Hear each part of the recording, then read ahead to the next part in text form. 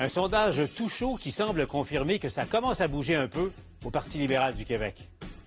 Pas de téléphone, sonne. Écoutez, j'ai changé mon forfait.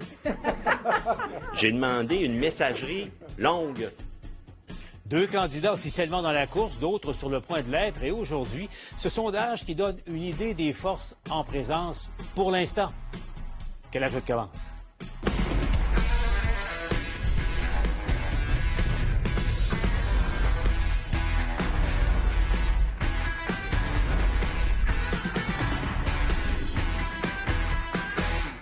Mesdames, Messieurs, bonjour avec nous pour cette édition de La Joute. Vous reconnaissez Elsie, Tom et Mathieu.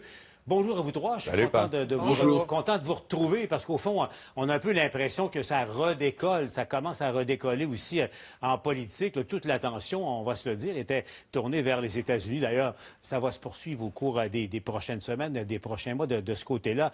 Mais bref, Elsie, juste avoir votre impression un peu, est-ce que vous commencez à sentir du mouvement? Ça a été tranquille cet été dans la politique québécoise. Elsie, qu'est-ce que ton flair te dit? Bien, tout le monde s'est reposé. Je pense que tout le monde en avait bien besoin. M. Legault, bon, avec des sondages difficiles, a pris un pas de recul. Son équipe aussi. Je pense que c'était mérité.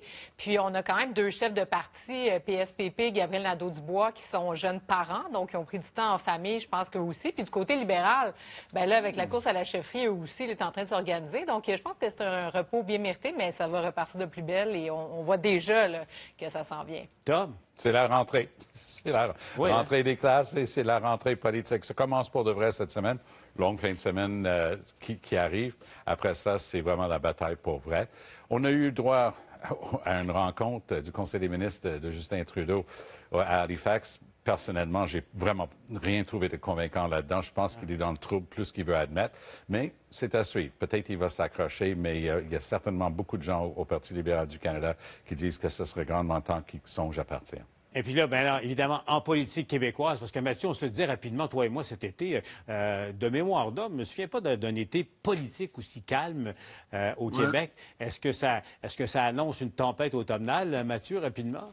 Non, je ne crois pas. Je pense que jusqu'aux élections américaines, notre vie politique, elle va être technique, gouvernementale, il va y avoir des sujets, là, parce qu'on continue de vivre au Québec, mais les passions vont être captées par les États-Unis. Ouais. Et c'est lorsqu'on va dépasser le moment américain que les passions vont pouvoir se redéployer chez nous. Mais je pense que pour les prochaines semaines, tous ceux qui se passionnent de politique vont suivre avec beaucoup plus d'intérêt. On peut s'en désoler, ce qui se passe au sud de la frontière que ce qui se passe chez nous. D'ailleurs, je le signale un peu plus tard à la Joute, on va se parler des dernières nouvelles en politique américaine, puis aussi un autre volet du sondage. Qu'est-ce que les Québécois pensent de cette course-là? Quelles sont les préférences des Québécois?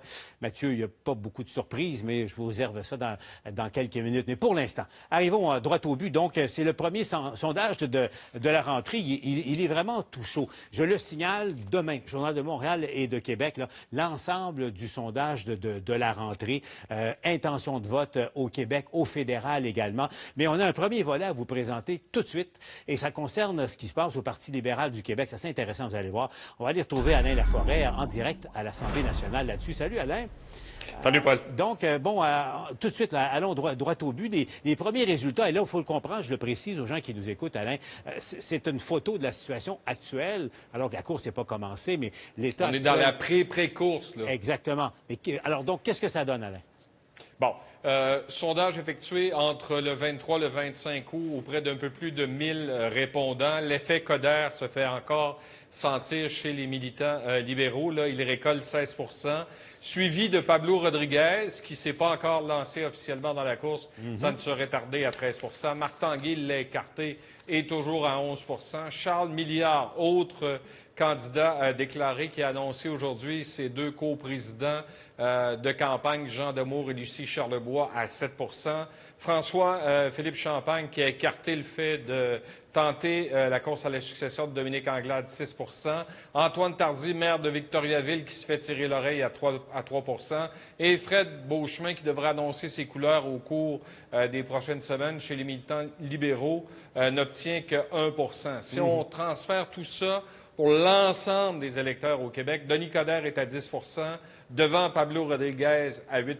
François-Philippe Champagne à 7 Marois Risky est toujours sondée. Elle obtiendrait 7 ça décidait de se lancer actuellement. Marc Tanguay à 4 Charles Milliard à 3 Antoine Tardy à 2 et Frédéric Beauchemin à 1 Et notez, c'est quand même intéressant, il y a quand même près de plus d'un Québécois sur deux qui ont refusé de répondre à 57 Bon, Alain, l'autre question, et c'est celle que tout le monde a à l'esprit en ce moment, là.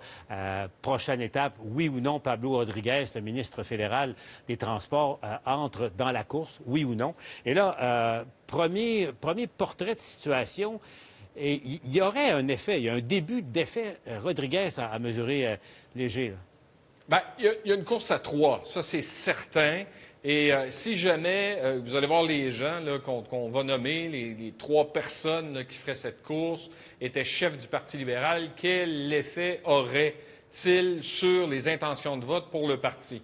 Pablo Rodriguez à 19 Denis Coderre à 16 Charles Milliard à 14 Donc, ça bouge au niveau des intentions de vote pour l'ensemble du Québec si jamais un des 3 est porté à la direction du Parti libéral du Québec. Maintenant, vous l'avez dit tout à l'heure, est-ce que l'autre baromètre a bougé? Soyez là demain matin. Ça va être intéressant à analyser. Absolument. Merci, Alain. À tout de suite. Poursuivons la discussion. Nous, Tom, donc, on comprend, là, je parlais de frétillement autour de Rodriguez, de Pablo Rodriguez. Avec lui, aux commandes du Parti libéral, c'est un +3 pour le Parti libéral. C'est le seul qui fait monter l'aiguille par en haut. Hein? Et tant mieux pour le Parti libéral, parce que justement, c'était tellement moribond, notamment auprès de l'électorat francophone, que le moins de mouvement, le moins d'intérêt qu'ils sont capables de générer, dit pas grand-chose aujourd'hui sur qui va être leur chef, mais ça montre quand même un intérêt pour le parti. Ils doivent être contents de ça. Je t'avoue que j'étais un peu surpris de voir des chiffres pour Pablo Rodriguez, mais si on sait qu'à ce stade-ci, puisque la course n'a pas encore commencé, il s'agit surtout d'un portrait de notoriété. Qui est connu? Qui est-ce qu'on reconnaît sur cette liste-là? Parce que, comme Alain vient de le dire, si justement, il y a 57 des gens qui ne se prononcent pas. Mais il va y avoir une course, il va y avoir beaucoup de monde. On a mis 8 noms comme ça. Puis une personne qui s'est exclue, Marois Risky, demeure la seule femme qui aurait pu être dans cette course-là. Et Paul, je t'avoue que c'est mon ancien parti, je ne le cache pas.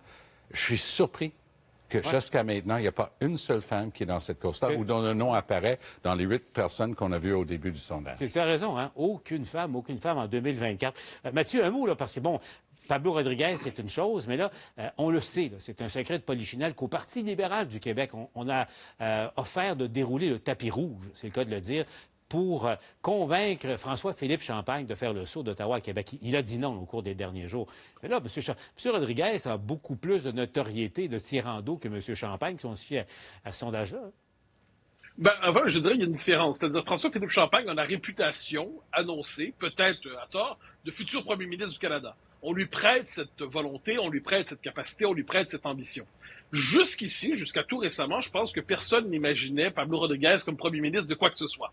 Donc là, on le projette dans un rôle dans lequel on ne l'avait pas imaginé, c'est-à-dire premier ministre du Québec, lui qui a fait toute sa carrière à Ottawa, faut pas l'oublier, et lui qui n'avait jamais témoigné d'une passion particulière pour la politique québécoise sur le mode provincial, comme on dit.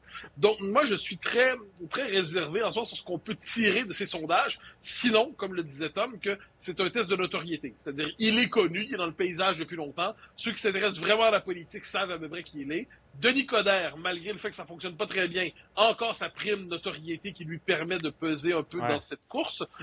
Mais ça s'arrête un peu là. Puis la vraie donnée, je pense qu'il faut leur dire, c'est un Québécois sur 2 n'a pas d'avis sur cette course. C'est quand même significatif. Autrement dit, ça ne les concerne pas. Je dis pas que ça va être comme ça tout le long de la course, mais pour l'instant, c'est comme s'il s'agissait d'un débat dans un parti, quelque part en Saskatchewan, d'un parti inconnu. J'exagère un peu, mais pas tant que ça. Ici, la lecture. Oui, c'est ça, la Saskatchewan. C'est drôle, mais reste que, oui, moi aussi, c'est sûr que le 2/3 des Québécois qui n'ont pas d'opinion à ce moment-ci, c'est quand même, je pense, un drapeau. Mais moi, tu sais, dans la course présentement, bon, c'est sûr qu'il y a Pablo Rodriguez, Denis Coderre qui sont connus, mais Charles Milliard incarne le renouveau. Donc, c'est vraiment quelqu'un qui sort des c'est ça, son nom. battus. Parce qu'il y a Antoine Tardif, l'actuel maire de Victoriaville, et, bon, qui n'a pas confirmé encore, mais qui a de grandes ambitions. Il y a des gens qui travaillent en sous-main pour lui là, en ce moment, mais donc il va y avoir, c'est ça, il va y avoir un schisme entre ces deux tendances. Est-ce qu'on veut vraiment un renouveau? Il y a bien des gens chez les libéraux qui disent, bon, 1 milliard ou peut-être un Antoine Tardif, ça incarnerait davantage la nouveauté, comme Paul Saint-Pierre Plamondon. Donc, on jouerait dans ces mêmes ligues-là versus, bon, des vieux routiers comme Pablo Rodriguez ou Denis Coderre, qui sont des visages vraiment très, très ancrés dans la marque libérale. Et la marque libérale, elle n'est pas populaire au Québec, mais pas vraiment plus populaire à Ottawa. Donc, c'est sûr que ça, c'est une égratignure, je pense, sur leur candidature. Je rappelle donc tous les détails demain. Maintenant, parlons brièvement de Denis Coderre, là, dont le nom sort en premier. C'est clair, nos collègues du bureau d'enquête ont fait ces révélations-là. Il y a des ennuis avec le fisc, on sait. Marc Tanguay a été... Et ça, évidemment, c'est un caillou dans son soulier à M. Coderre. Marc Tanguay a été questionné là-dessus à propos de ce qui se passe avec M. Coderre et l'impôt. Voyez ce qu'il disait et le ton qu'il employait. Ce serait important que tout le monde paie ses impôts au Québec. Ça, c'est clair. Tout le monde doit payer ses impôts au Québec.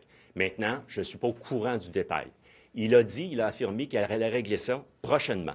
Bien, j'espère qu'il va le régler prochainement. Maintenant, je ne vais pas m'immiscer. Il y a peut-être des discussions en cours. Mais il a dit qu'il allait le régler, puis je compte bien à ce qu'il le règle. Tom, qu'est-ce qu'on doit comprendre de ça? C'est définitif. Même si c'est un chef par intérim, il est en train de communiquer une position du parti.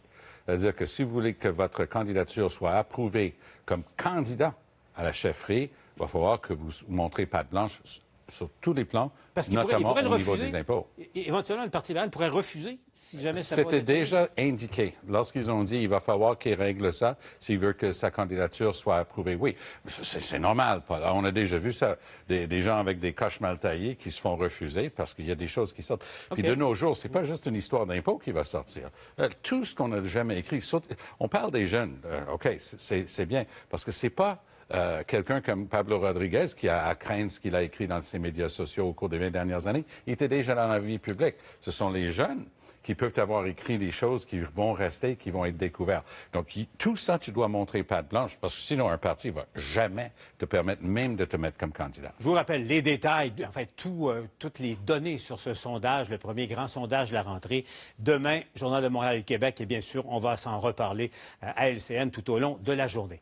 Maintenant, l'autre sujet qui fait beaucoup, beaucoup parler, on va se le dire, l'annonce d'hier du gouvernement fédéral de Justin Trudeau d'imposer une surtaxe de 100 % sur les véhicules électriques fabriqués en Chine. Ça fait beaucoup, beaucoup réagir. D'abord, un petit sondage.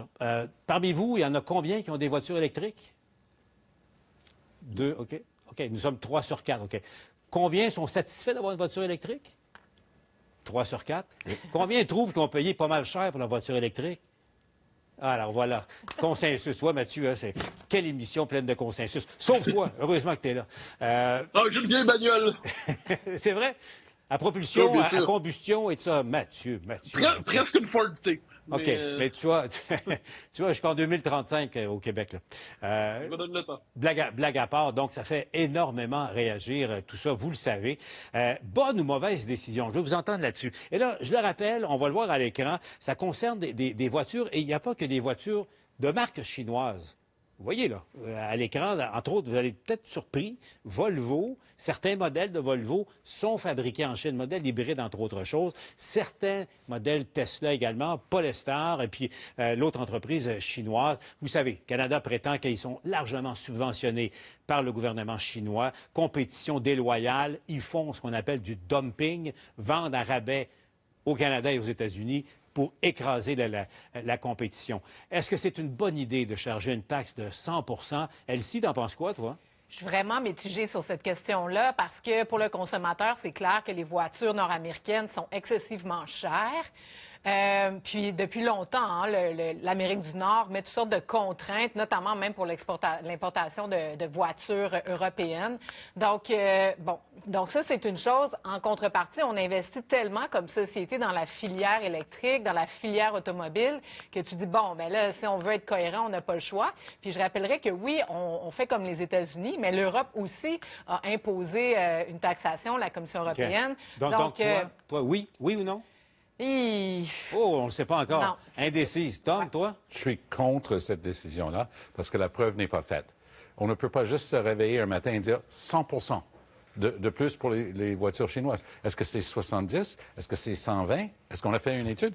On a appris au cours de la dernière année que Canada avait des dizaines et des dizaines de milliards de dollars avec les provinces, Ontario et Québec en premier lieu, pour créer les batteries pour la filière des voitures électriques. Ça, c'est une subvention directe. Que nous, on est en train de faire. Il y a l'usine de Volkswagen en Ontario là, qui a 16 milliards de subventions. Là. Alors, quel jugement a été porté sur ces subventions prétendues? Okay. Et, donc, toi, c'est non. Toi, c'est non? Moi, juste une phrase. Les changements climatiques, si on veut avoir la prétention qu'on va avoir que des voitures électriques, ça c'est le but ici au Québec avoué, en 2035, comment on fait si on n'a pas de voiture? Alors, je trouve que c'est hypocrite et je trouve que c'est contre l'intérêt de la planète d'enlever ces voitures électriques. Mathieu? Je confesse, je suis plutôt mitigé. C'est-à-dire, d'un côté, je pense qu'on vit dans une époque où on redécouvre les vertus d'un certain protectionnisme. Je ne pas un protectionnisme généralisé, mais on redécouvre l'idée que si, par exemple, le même produit est produit dans des conditions tout à fait différentes ailleurs, ce qui permet de le vendre vraiment moins cher chez nous, on peut défendre nos travailleurs, on peut défendre nos secteurs d'activité. Tout ça, je le comprends. Ensuite, le prix à payer pour ce retour au protectionnisme dans les circonstances suivantes, ça reste à voir, parce que le Canada est un pays qui a des exportations quand même significativement en Chine. S'il décide d'avoir une forme de politique de riposte sur le tarifaire, il peut avoir des effets assez significatifs, il ne faut pas l'oublier. Donc je regarde ça, je ne suis pas contre en principe, mais je demande à voir ce que ça veut dire concrètement. J'ai surtout l'impression d'être devant un slogan en ce moment. Reste à voir ce que ça veut dire concrètement. Donc je n'ai pas d'opposition de principe, mais je demande quand même à voir la prochaine étape avant de trancher. C'est toute la question de nos rapports commerciaux avec la Chine. Bon, Elsie, je pousse plus loin. Toi, tu dis que tu es mitigé, mais entre quoi l'impérieuse nécessité de protéger l'industrie au Canada et aux États-Unis par ricochet? Bien, il y a ça d'une part. Effectivement, la chaîne de valeur, parce que le Québec, on a décidé de s'y insérer, notamment avec les minerais, Nordvolt et tout ça. Donc ça, c'est une chose. Mais l'autre chose, c'est aussi la quantité de voitures sur le marché. À l'heure actuelle, on le voit, là, les voitures électriques, il n'y en a pas beaucoup. Et puis, il n'y a pas beaucoup de choix. Il n'y a pas beaucoup de voitures qui sont à faible coût.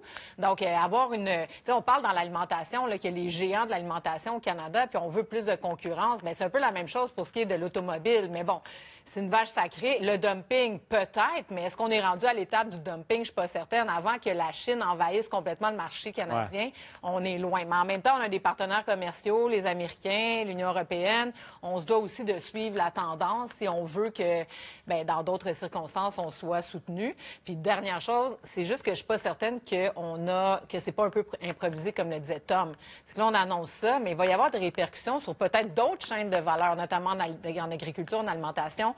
Avec les Chinois, c'est le plus gros marché mondial. C'est pas évident comme position, là.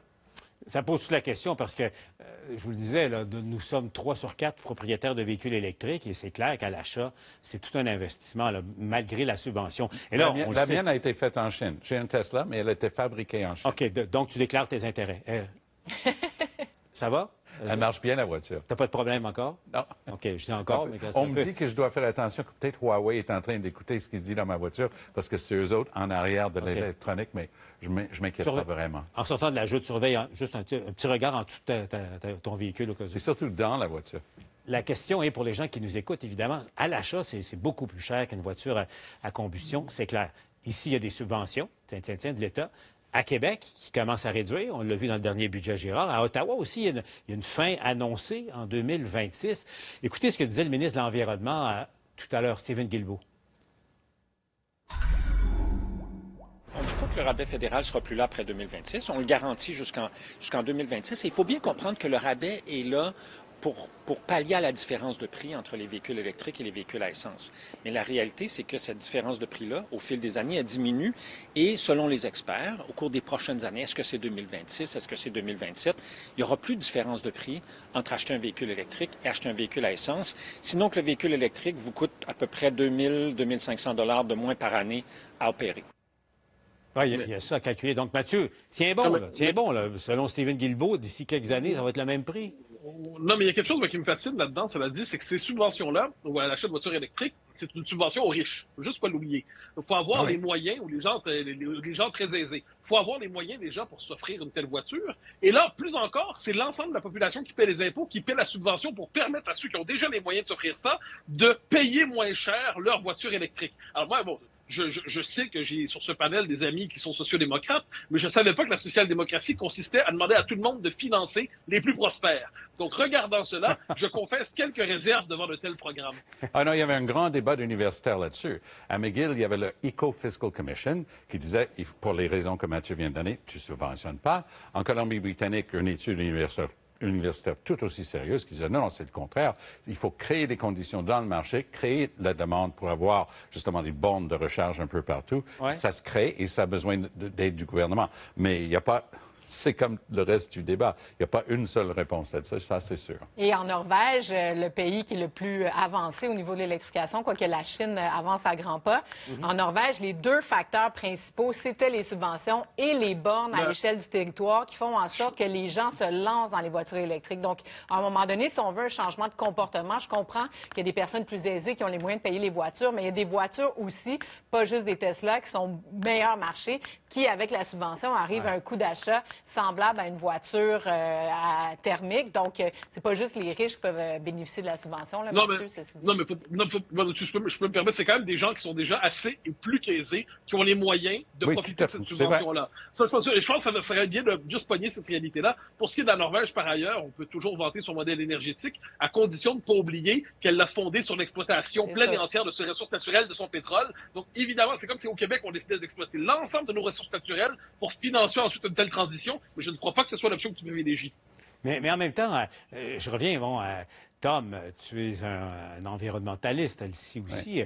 Oui. L'objectif est là, la réduction des gaz à effet de serre. Oui. Si tu ne subventionnes pas, il y a beaucoup de gens qui ne se tourneront pas vers l'électrique. Ben, attends, si tu es capable d'avoir un Seagull pour 16 000 en venant de Chine, qui a un rayon de 450 km environ, tu es dans complètement dans une autre catégorie par rapport à ce qui est disponible ici sur le marché au Canada. Alors, même s'il double avec un tarif à 100%, ça risque d'être passablement moins cher que ce qui est fabriqué ici. Alors, c'est un jeu dans lequel tu ne peux pas gagner.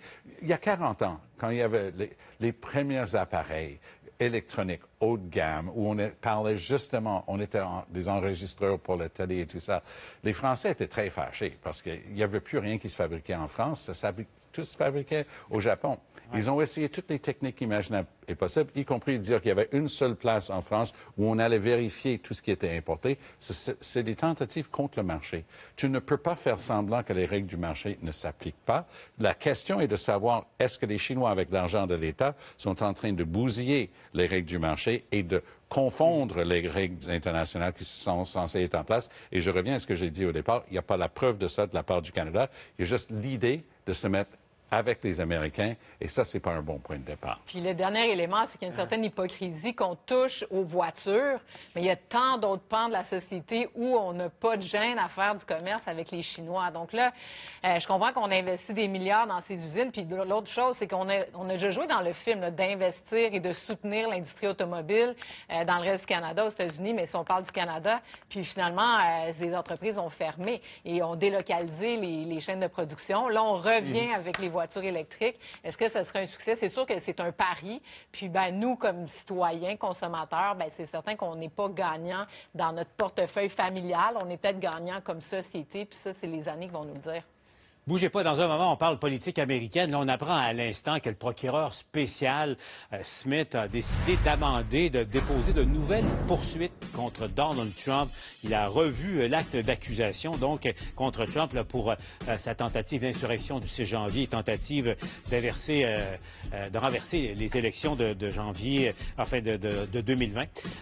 On va s'en parler dans un moment de politique américaine. Et puis aussi, ces semaines de rentrée scolaire aujourd'hui, Montréal. Et savez-vous quoi? Ça s'est fait dans la joie et dans la bonne humeur. Ça en parle à la joute dans un instant.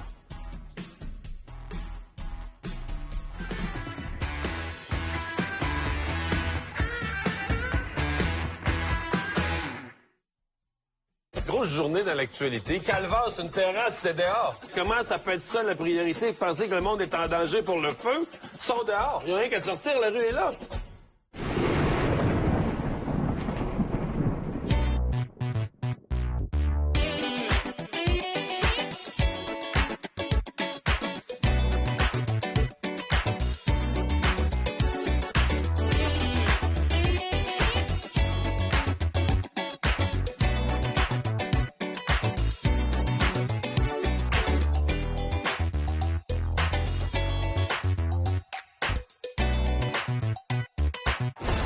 Soyez préparés à la plus importante des élections. Un choix qui aura des impacts au-delà de leurs frontières. Suivez les reportages et analyses de nos experts en politique américaine. La présidentielle 2024 sur LCN. 555, c'est quoi au juste? Obtiens jusqu'à 3 pizzas de chez Pizza Hut pour seulement 5 $ chacune. De la pizza? 5 $? Ça existe-tu ailleurs? Pense-y. C'est bien ce qu'on croyait. 555, seulement chez Pizza Hut. Je rêve à quelque chose de douillet. Comme un chaton enveloppé de cachemire. Moi, j'ai besoin d'un matelas ferme. Vous pouvez avoir les deux. Un matelas qui offre le parfait équilibre entre confort et soutien. L'événement Méli-Mélo est en cours. En ce moment, achetez un oreiller et le deuxième est gratuit. Jeans Dépôt. Chemise en flanelle unisexe 9,99. Grand choix de bottes de travail à partir de 64,99. Et espadrilles 79,99. Jeans Dépôt, 20 magasins au Québec.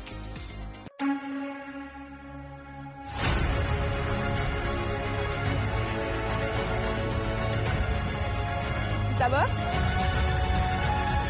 Oui, voyons. Antiflogestine combat la douleur, peu importe où vous êtes. Que ce soit pour la douleur liée à une blessure, aïe aïe, ou les douleurs musculaires et articulaires. Peu importe la douleur, Antiflogestine est là pour vous. Nouveau finish Ultramax, conçu pour les conditions les plus difficiles. Aliments brûlés et séchés, vieux lave-vaisselle, eau très dure. Finish Ultramax avec la technologie CycleSync procure une propreté suprême. Faire un gros cheval en bois pour se cacher dedans, c'est ridicule. Ben non, les prix chez Canac, ça, c'est ridicule. Je l'ai eu pour une poignée d'olives. Regarde. J'y crois pas. Tu crois pas qu'on va tous rentrer là-dedans pour surprendre l'ennemi? Non, j'y crois pas comment c'est pas cher. Puis ces prix ridicules-là, c'est tous les jours. Ils vont voir chaud. Les soldats pas de déo dans le cheval? Ben non, les concurrents de Canac. C'est clair qu'ils vont suer. Avec des prix ridicules tous les jours. Canac est pour vrai.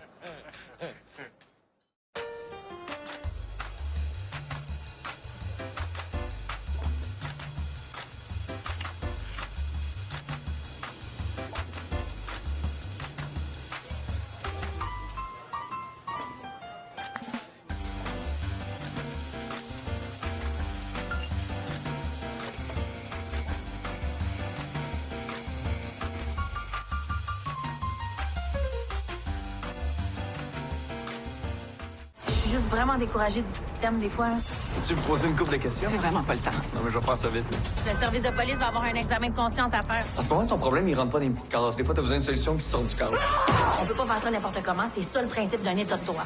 On n'a pas de compte à boire. De toute façon, c'est le nombre pour les victimes ont peur de porter plainte. Si on va pas au fond de cette histoire-là, ça se peut qu'il y ait une femme qui soit morte pour rien. Hey, c'est beau être jeune et téméraire, hein? Les révoltés, dès le 10 septembre.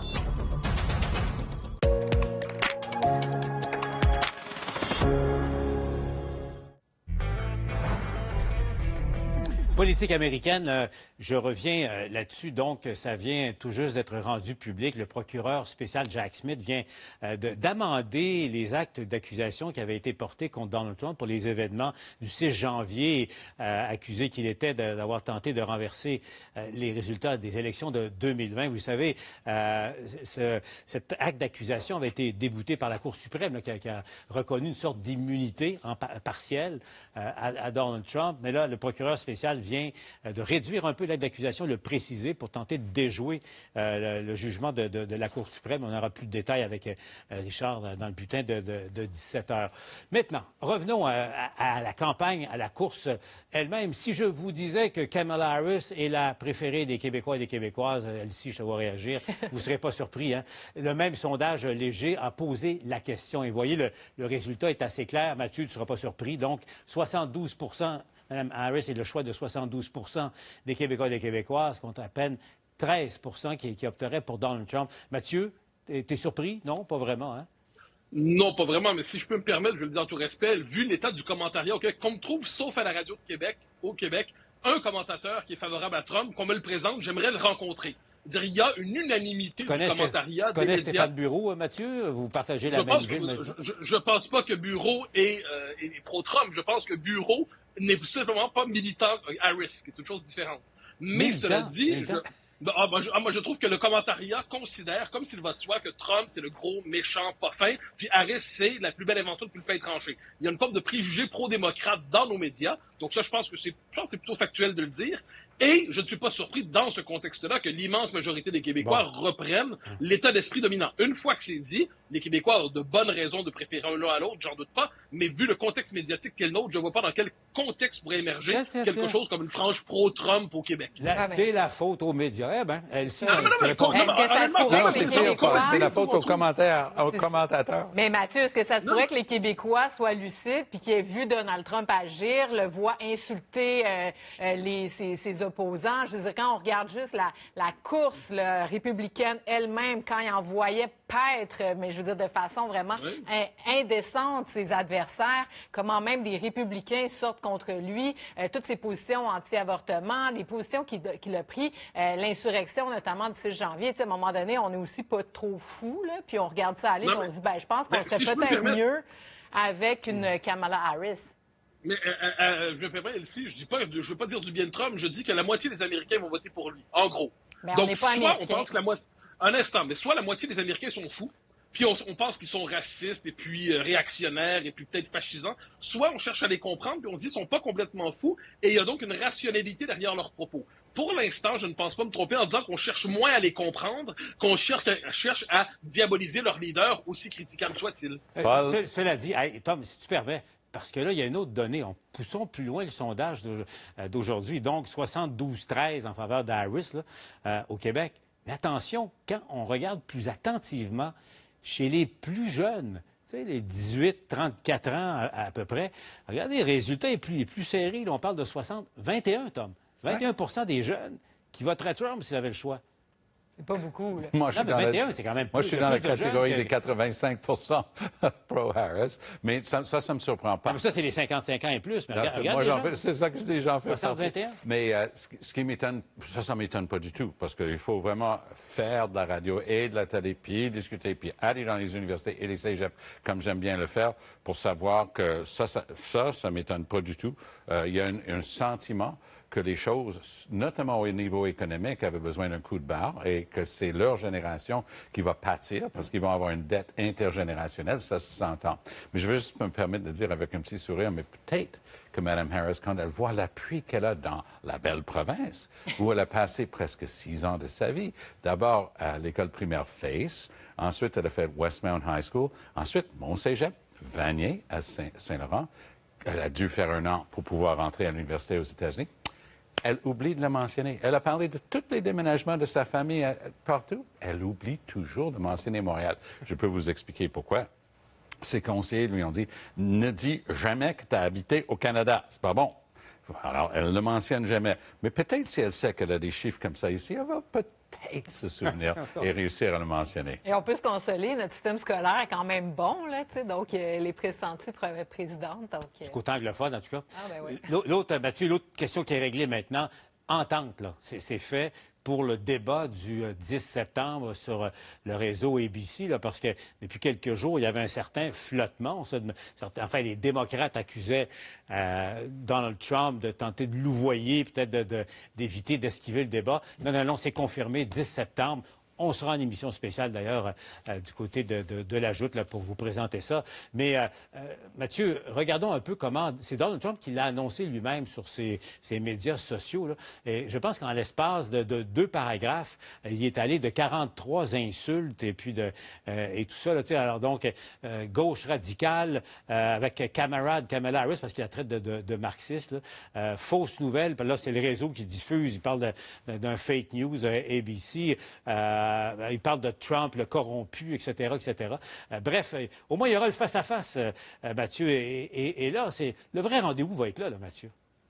Non, mais ça, c'est un débat nécessaire. Hein. C'est-à-dire, on a pu redouter un instant qu'il n'y aurait pas de débat. Et là, finalement, il y en aura un. Il risque d'être assez frontal, c'est le moins qu'on puisse dire. Il arrive à un bon moment dans la course, ce n'est pas un détail non plus, c'est-à-dire ça permet ensuite à la campagne de poursuivre son déploiement. Ça va être quand même un affrontement frontal, parce que c'est presque deux manières de débattre assez différentes qui vont s'opposer aussi. C'est deux manières de penser la politique qui ne sont pas de la même manière, donc je m'attends à quelque chose comme une forme de bain de sang démocratique, appelons ça comme ça. Je ne m'en réjouis pas, je le constate. Mais quand on a vu, tu sais, ça va être quel Donald Trump qui va se présenter? Parce que contre Joe Biden, quand même, il est resté, somme toute, assez réservé. Donc, les insultes, c'était pas non plus trop fort. Il y avait un ton calme et tout ça. Là, on sait qu'il est énervé par la montée de Mme Harris. Donc, est-ce qu'il va avoir le même ton ou là, il va être vraiment vindicatif et aller dans les insultes primaires et primates, je dirais?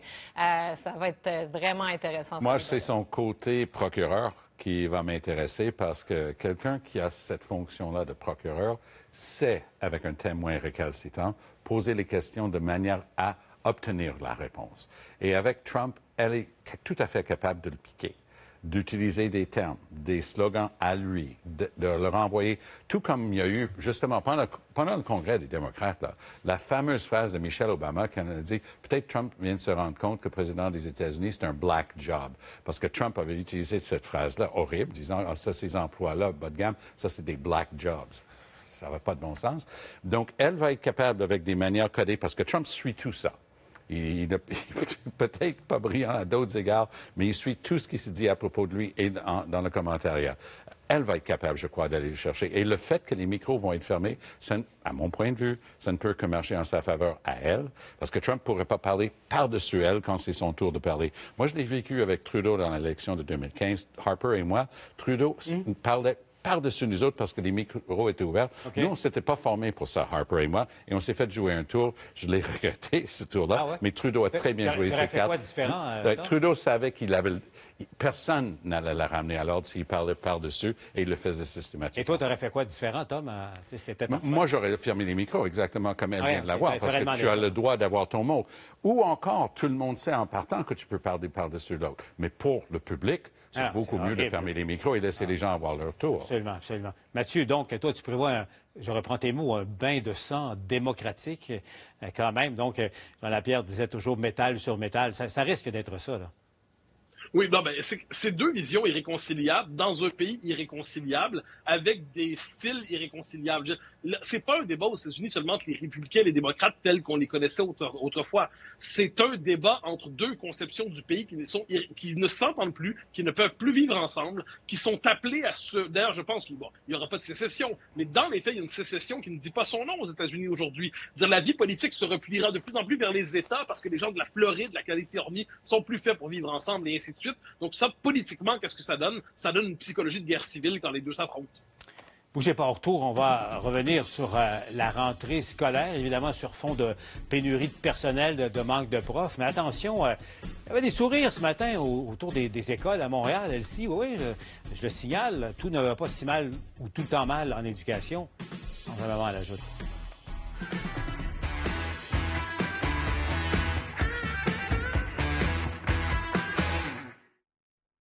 Ici Félix Séguin du bureau d'enquête. Pour nous, à JE, l'été, c'est le temps de faire le plein de nouvelles histoires. Alors, si vous avez des situations à dénoncer, des histoires à raconter, contactez-nous par message texte ou par courriel. Passez un bon été et soyez prudents. JE, de retour en septembre. Finalement, pour la rentrée, ça nous prend du simple et du dur. En deux mots, Jean Coutu.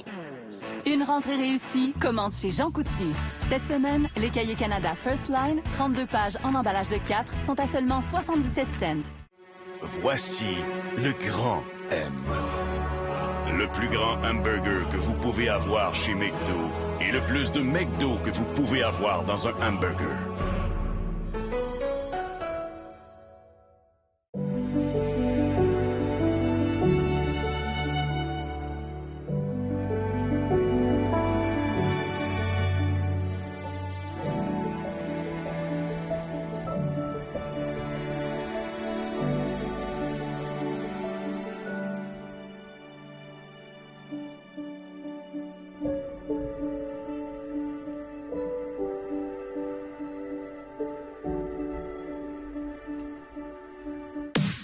Un bulletin de nouvelles, c'est beaucoup de travail. Alors, tu me fais un topo? Oui. Ça va être extraordinaire. Mais on le fait-tu ou on le fait pas, ça? J'aime ça. Tout ce travail pour vous informer. Au TVA Nouvelles.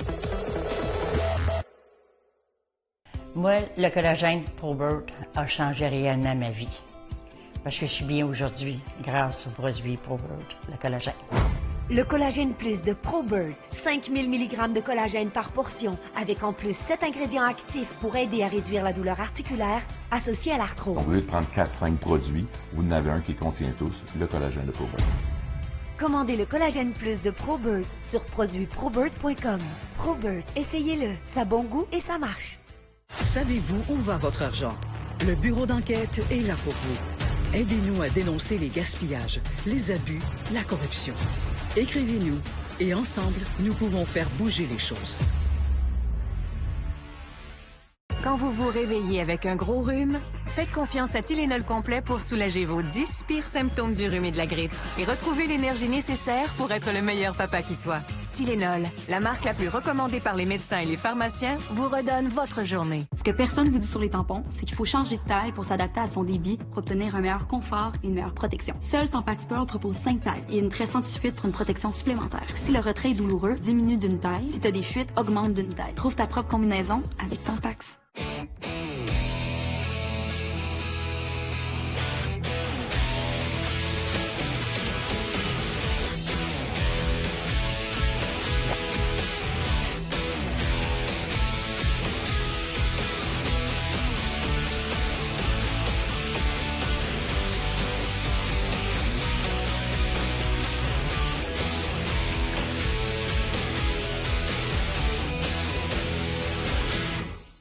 Un jour, peut-être, mais pas maintenant. Quand votre résultat compte vraiment, choisissez Clearblue Détection ultra précoce digitale. Avec la technologie SmartGuard, une combinaison exclusive de fonctionnalités, précis à plus de 99%. Clearblue, pour des résultats digitaux clairs.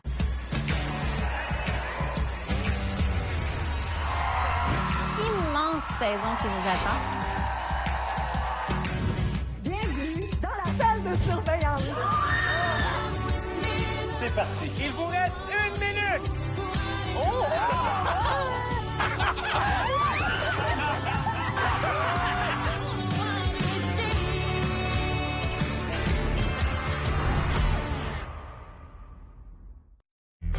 Moi, j'en pense que c'est très cool la rentrée parce qu'on peut voir tous nos nouveaux profs puis on peut leur parler des choses qu'on aime. Moi, je m'en vais en 5e année. Puis ouais, j'avais vraiment hâte de retrouver mes amis. Puis maintenant qu'ils sont revenus, je trouve ça vraiment le fun. Que tu as hâte d'apprendre? Apprendre du science parce que c'est presque la première fois que je vais apprendre de faire du science. Et ça continuait comme ça, ici, des sourires et de la bonne humeur. Ben dans oui. et autour des écoles, Elsie, mais quelle nouvelle! Ben oui, c'est ça. Ça fait du bien, en fait, d'entendre les enfants. Puis je suis convaincue que si on parlait à des enseignantes aussi, on entendrait des discours semblables. Je pense qu'il faut quand même, tu sais, oui, on a des gros problèmes. Oui, manque de professeurs. Oui, les écoles méritent des rénovations et tout ça. Mais il reste que, ultimement, on a quand même un très beau réseau de l'éducation. On a une éducation de qualité.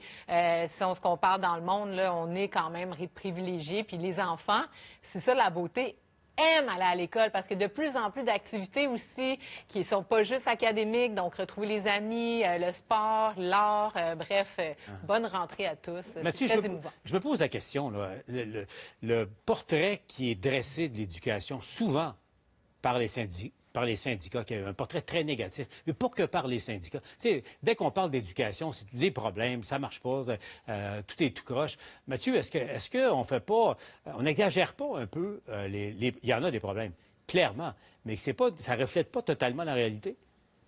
J'en suis pas certain, là. C'est-à-dire, j'ai l'impression que à la base, sur le plan culturel, il y a une forme d'effondrement de la culture générale dans l'enseignement au Québec, primaire, secondaire, cégep, qui est indéniable. Puis pour moi, un des critères pour savoir si l'éducation fonctionne dans un pays, c'est est-ce que la culture générale est bien transmise. C'est plus ou moins le cas. Ensuite, les professeurs spécialisés, ben ça, on peine à les placer adéquatement. La difficulté d'accès à la profession enseignante, par la confiscation de l'enseignement par les facultés de sciences de l'éducation, mais ça, Drainville vient de faire sauter ça et c'est très bien. Donc, je partage, moi, une très grande inquiétude sur ce que l'école est devenue au Québec. Je note par ailleurs que Bernard Drainville est la meilleure nouvelle arrivée au réseau scolaire depuis un bon moment parce qu'il arrive avec une conception de l'école qui est une conception de l'école où il ne s'agit pas seulement de former des citoyens au marché du travail, mais de transmettre une culture. Je ne parle pas au sens d'une culture identité, d'une culture générale. Et ça faisait longtemps qu'on n'avait pas entendu ça à l'école. Et Drainville, de ce point de vue, fait un bon travail. Et d'ailleurs, l'élève Drainville avait lui aussi ses devoirs, encore une fois, cette année, hein, Tom, résoudre l'équation. Y a-t-il assez de profs pour les classes, pour les élèves? Toujours pas gagné, là, parce que le retour en classe commence. Il a fait le point de la situation, là. Écoutons-le. On a travaillé très fort pour donner à nos enfants la plus belle rentrée scolaire possible. Et puis les signaux qu'on a présentement, c'est que ça se passe très bien. Pour ce qui est du Québec, on est à 96 des postes comblés pour les enseignants. Demain, on aura des nouveaux chiffres. Je pense que ça va être encore mieux que 96 demain. Pour ce qui est des postes d'éducatrices, de TES, de professionnels, ça oscille 87 à 93 pour ce qui est des professionnels, des TES et des éducatrices. Donc, il y a encore du travail à faire. Et le ministre lance un appel encore une fois à des volontaires, tout ça. Mais Tom, là, la rentrée scolaire aujourd'hui de Montréal, et puis c'est progressif un peu partout au Québec, il manque encore quand même énormément d'enseignants. On s'en sort pas, là. Et justement, je suis sensible à l'aspect que Mathieu a évoqué. Oui, qu'est-ce qu'on enseigne est archi important, mais il faut quand même avoir le personnel pour le faire. Puis ce sont ses propres chiffres au ministre Drainville. Il manquait encore aujourd'hui, quand il en a parlé, des milliers de profs dûment reconnus. Il y a un aspect là-dedans qui vaut la peine de souligner, et j'enlèverai jamais la capacité de quelqu'un d'avoir une absence à cause de leur maladie. Mais est-ce qu'on peut mentionner qu'il y a aussi, en même temps, que ce soit dans le domaine de la santé ou dans le domaine de l'éducation, des milliers et des milliers de personnes qui sont en congé de maladie. Donc, il va falloir, en termes de pure gestion, qu'on arrête de vivre ce psychodrame à chaque année à la rentrée, disant comment on va faire pour combler toutes ces places-là. Ça se fait au mois d'avril, mai et juin. Ça ne devrait pas se faire à 15 minutes avant la rentrée des classes. C'est pas juste pour les enfants, c'est encore moins juste pour l'ensemble du secteur de l'éducation. Et comme d'habitude, c'est le secteur public qui est qui souffre le plus, parce que les écoles privées, évidemment, ont d'autres sources. Parce que ici, Tom a raison et Mathieu, là, jour de rentrée est synonyme de jour de la marmotte.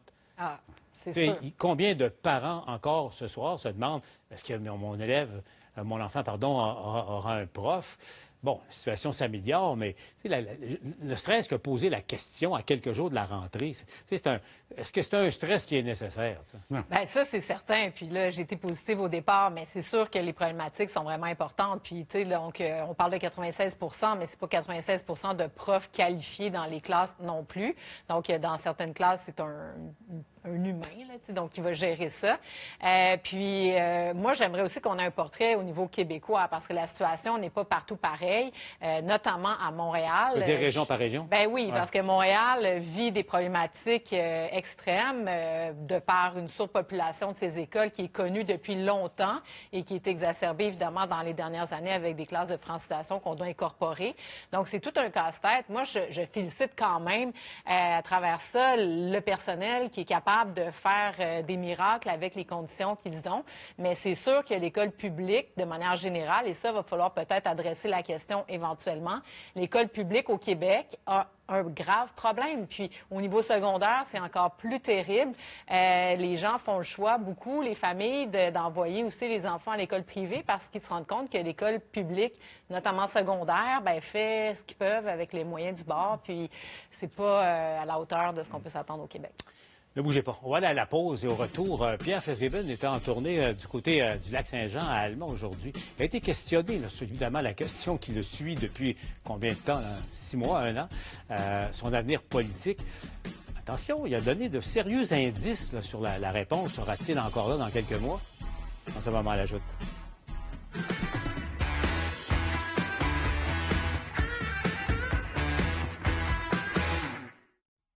Je te jure que tu gagneras pas cette cause-là. T'es dégueulasse. Qu'est-ce que vous avez à vous écœurer comme vous le faites? Si tout a le goût de se faire des beaux sourires puis de faire comme si de rien n'était, moi, je suis pas capable. Indéfendable. Lundi au jeudi, 19h, dès le 9 septembre. Jambes douloureuses ou pieds et chevilles enflés? Soulagez-vous avec Revitive Médic Circulation Booster. Sans médicaments, Revitive est cliniquement prouvé pour améliorer activement la circulation, soulager la douleur et vous aider à marcher davantage. Revitive Médic convient aussi aux personnes atteintes d'arthrose ou de diabète. Faites-en plus sans douleur avec Revitive Médic. Découvrez nos offres de la gamme douleur de Revitive en magasin ou sur revitive.ca. Dans un monde qui tourne de plus en plus vite, un accès à une information vraie, juste et pertinente est plus essentiel que jamais. Pour rester connecté à toute l'actualité, téléchargez la nouvelle application Le Journal de Montréal et Le Journal de Québec maintenant. Ah, il reste juste un Ritz. Oh non, elle m'a vu. Ah, tu veux le dernier? Cligne des yeux si c'est correct. Merci. Ah, tu l'avais vu. On a des tomates, on a des concombres, des framboises. Puis on n'a aucune marge de manœuvre parce qu'on n'a plus une scène. Sérieusement, tu fais revenir Francisco? Pour eux, c'est leur travail, c'est leur vie. Et c'est ma vie à moi aussi. Vos vies se comparent pas. Cette terre-là est unique au Canada. Il faut que vous rêviez grand. OK. OK! Le temps des framboises, dès le 11 septembre. Si le linge sale sent mauvais, c'est peut-être à cause des bactéries. Neutralisez les odeurs à la source. Le détergent seul n'élimine pas les bactéries qui causent les odeurs. Le désinfectant pour la lessive Lysol en élimine 99,9%. Lysol, c'est vous protéger. La mort est un processus naturel. Le karma est là pour nous apprendre. C'est à propos de la sergent Castonguay. On part un gros morceau. Ces écoles-là, elles veulent que leurs étudiantes deviennent de grandes danseuses. Mais à quel prix? Le gars, c'est pas volatilisé, c'est quand même pas un fantôme. C'est un fantôme. Les aînés doivent céder leur place au nom de la croissance. Qu'est-ce que t'as vu, mon père? T'as pas choisi le bon vieux, le kid. Alerte, lundi 21h, dès le 9 septembre, à TVA et sur TVA+. Ce matin, est-on jeune à réussir? Oui, faites-vous boucher un coin et vous aider à aider vos jeunes à faire de leur mieux. Mini Wheats, y a rien de mini là-dedans.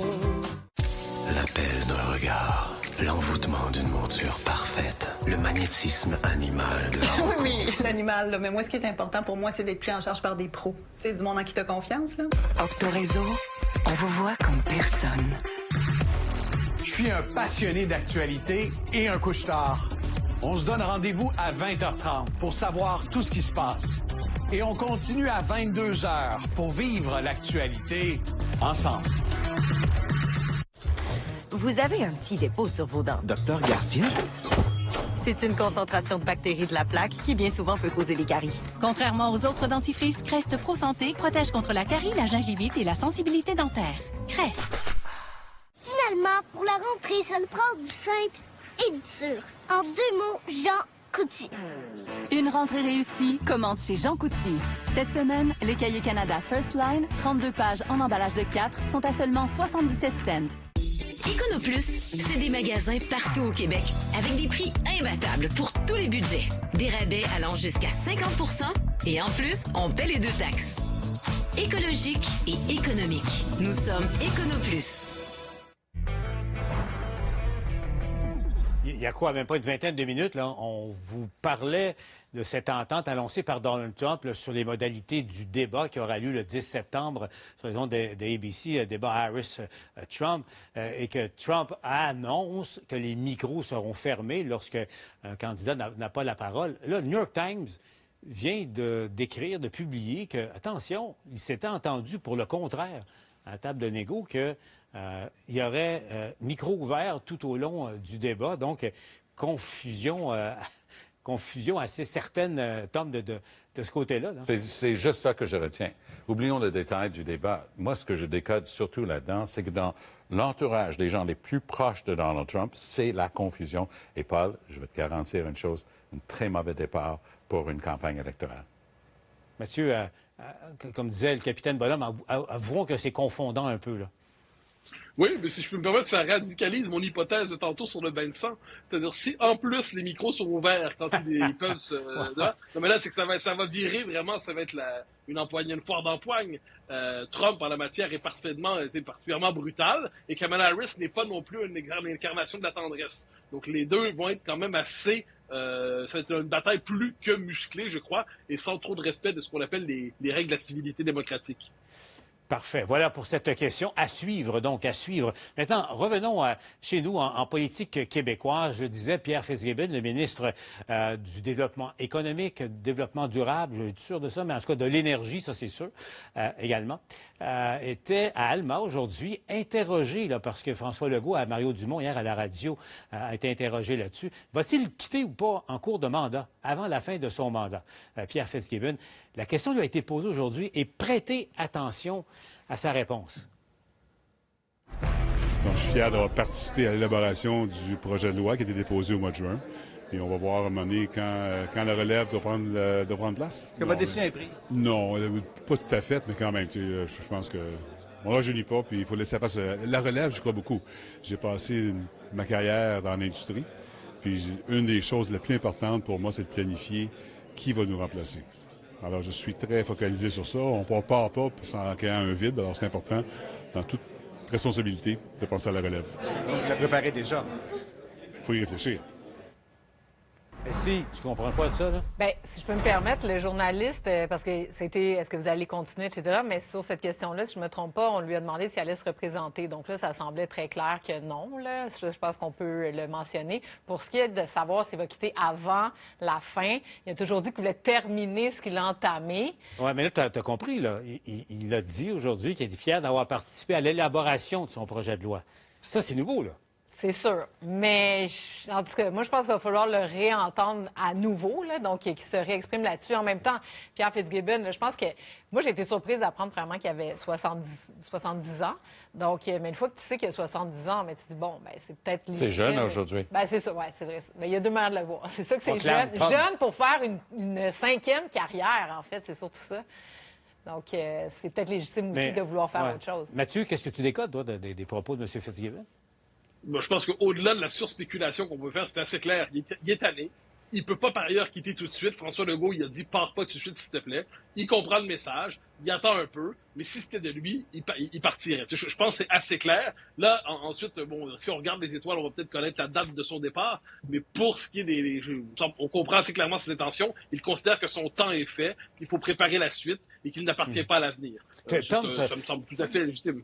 Est-ce que ça peut-il que ce soit probablement la raison principale qui fait en sorte qu'il n'y a pas de remaniement du côté de Québec, là, que le premier ministre attend de connaître la décision de M. Fitzgibbon? L'autre raison qu'il n'y a pas de remaniement, pour être honnête, c'est que dès que tu en bouges un et tu ajoutes un, tu crées 25 insatisfaits qui sont convaincus qu'ils sont les prochains à être nommés. Pour ce qui est de Fitzgibbon, je pense que les signaux sont quand même clairs depuis un bon bout de temps. Je connais des gens dans son entourage qui ne s'attendent pas à ce qu'il soit là après les fêtes de cette année. Après les fêtes? Oui, donc pour moi, il va faire un bon travail. C'est un bourreau de travail, ce gars-là. Et il va travailler fort, faire adopter ses plans, son projet de loi, et ainsi de suite. Une fois que ça c'est fait, il peut tirer sa révérence. Ce que je trouve un peu cocasse, c'est qu'il est en train de dire que c'est lui qui va décider qui va le remplacer. Je crois qu'il y a un gars qui s'appelle François Legault qui a cette décision-là, mais on verra. J'appelle à votre expérience, parce qu'aux États-Unis, lorsqu'un président, à la dernière année d'un deuxième mandat, on dit de lui c'est un canard boiteux. C'est ça, lame duck, hein, c'est ça? Lame duck, oui. Lame duck. Donc, mais Elsie, là, un ministre qui hésite, est-ce qu'il perd pas un peu à la fois de l'influence et du pouvoir, ou c'est pas le cas pour M. Fitzgibbon? Oui et non, parce que c'est pas comme un chef. Le chef, lui, il annonce une faiblesse, mais là, on va vouloir le remplacer. Alors que dans son poste de ministre, je pense que M. Fitzgibbon est bien en selle. Moi, je pense que l'enjeu principal aussi, c'est que s'il démissionnait, il y aurait une élection partielle. C'est pas clair que la CAQ remporterait, et là, ça amènerait tout un tourbillon. Donc, peut-être qu'il pourrait même se retirer comme ministre simplement, rester député, finir son mandat. Puis, ça pourrait être une option qui mettrait moins dans l'embarras à la CAQ.